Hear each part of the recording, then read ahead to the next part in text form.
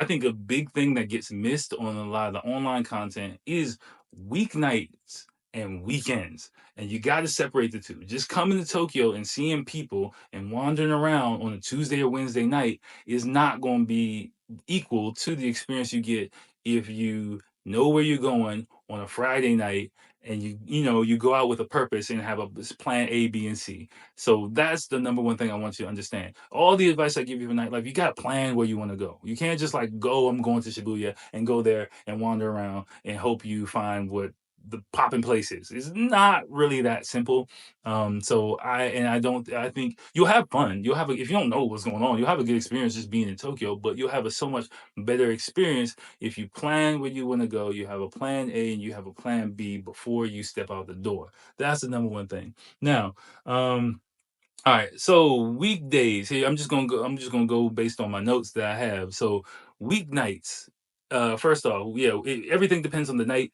Weekdays, if you go to Shibuya, you got to know where you're going. Like I said, because a lot of the nightclubs and stuff like that, it really depends on the day. And so you're not most of the good nightclubs and bars and stuff like that. You're not really going to be able to find them if you don't have them predetermined in your head on your map and you or on your app wherever you're going and you don't really have a purpose. You probably just gonna end up in front of a convenience store drinking with all the other foreign people there, which might be all right, but it won't be as much fun and as memorable if you go to like a really nice bar or a place that you really want to go to. You sit down, you vibing, you meeting people, you talking and stuff, like taking pictures and stuff like that. And then on your way between those spots, yeah, you can stop at a convenience store, yeah, you can meet some other people, but hanging out and drinking in front of the convenience store should not be the end of your night, in my opinion. That's not cool. Hopefully you can't hear my dog. You probably can, sorry. But all right. Next, Shimbashi area. Shimbashi area. I would say don't go to Ginza on a weeknight at all. Like Ginza on a weeknight, it really shuts down during the daytime, after daytime. So unless you're going to like a hostess bar and stuff like that, which is really, really expensive, there are a few bar spots there. I'm not really gonna get into it now. But I'll just put out there the 300 yen coins bar in Ginza. I like the one in Ginza. I don't like the one in Shimbashi. There's two of them in that area. Look for the three.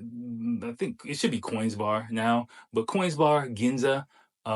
It's like on a side street near the main Ginza Road. It's in a basement. It's a really kind of wide open area. They play chill music. It's not expensive. It's kind of a chill after work crowd. Women there too. It's not a sausage factory there on a weeknight. Even if you want to just chill, hang out, listen to some music and vibe, or if you want to try and strike up a conversation with someone, that's the place in that area I would go to. Do not go to the one in Shimbashi near Shimbashi Station. Do not go to the Coin Spot there. It's a lot smaller. It's in the basement. It's not. It's a sausage fest there, and it's filled with businessmen in their 20s after work who maybe probably don't have enough salary to go to like a more expensive place, and they go there to try and pick up all the business women. I used to go there again, over 10, 15 years ago I think when it first opened, it wasn't really like that. It was a lot more chill kind of place, where it wasn't as crowded. Younger business people didn't know, business dudes didn't know about it.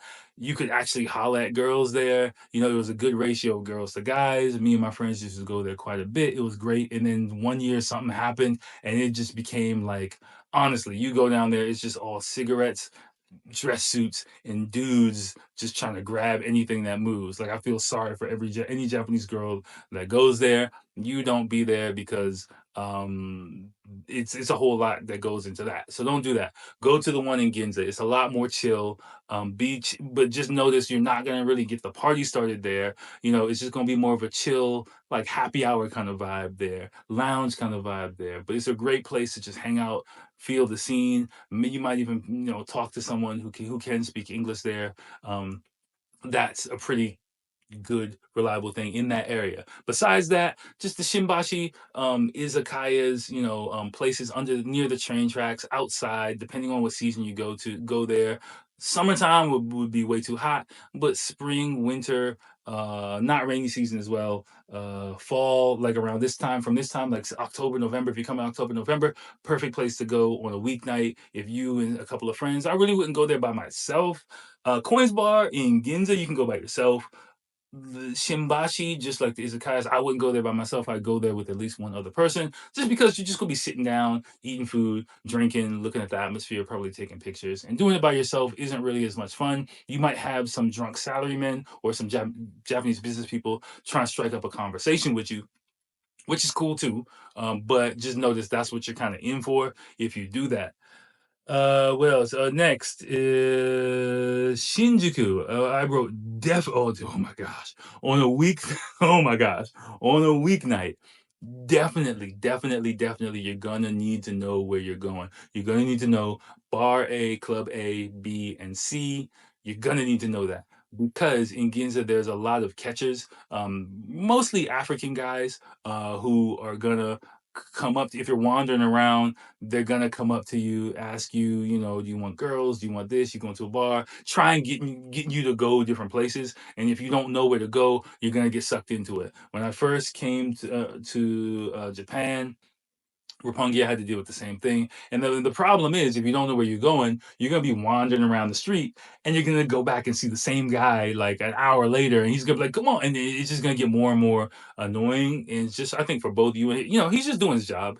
I don't really blame those guys. That's what they're trying to do their job, but in Shinjuku, there's a lot more other shady business that goes on. So they might offer you girls, they might offer you drugs. You don't know what they might try and offer you. That's why I don't really hang out in Ginza in Shinjuku at night. So I would say definitely know where you're going so you can just avoid all that. Just tell them, hey, I'm going. You don't gotta be mean. You don't gotta be rude. Just like, oh no, I'm going to blah blah blah bar. I'm going to blah blah blah place, and then take care, have a good night, and they'll leave you alone. And then if you want, oh no, I'm gonna finish there. I'm going to blah blah blah. It's no big issue at all. They're just doing their job to try and get people into wherever they're going, right? But definitely know where you're going in Shinjuku on a weekday. Like, please. Now, the number one place I'd say on a probably Thursday. I used to live in this area as well.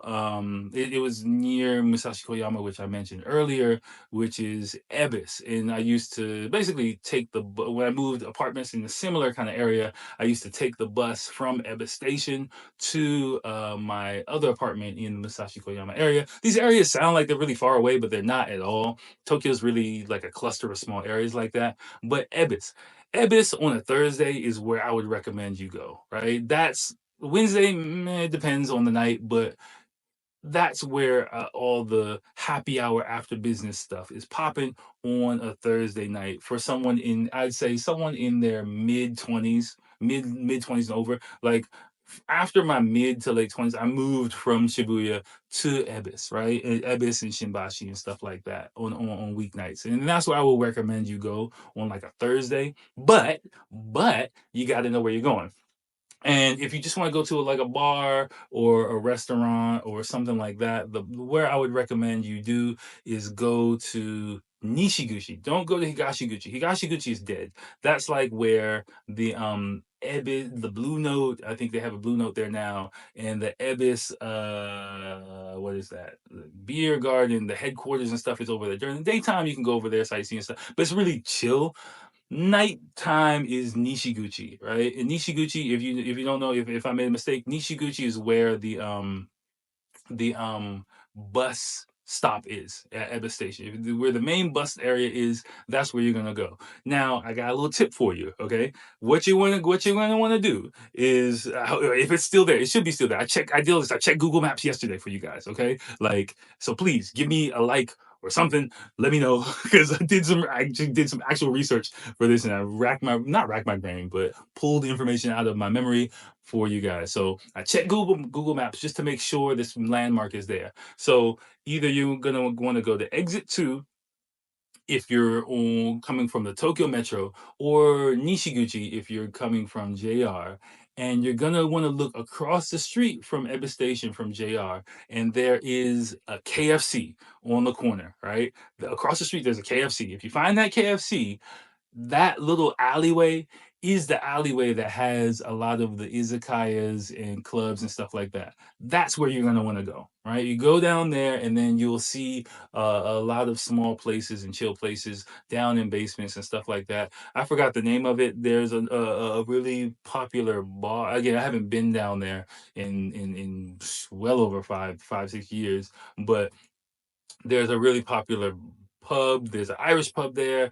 I forgot the name of it. There's another outdoor place where a lot of foreign people go, but you'll see a lot of after work people. Again, if you do a bit of research, you'll be able to find it and find a really chill, a couple of chill places, a couple of chill restaurants, depending on the season. Inside, outside. One of my friends came, I think about 10 years ago on a weeknight. We took him over there.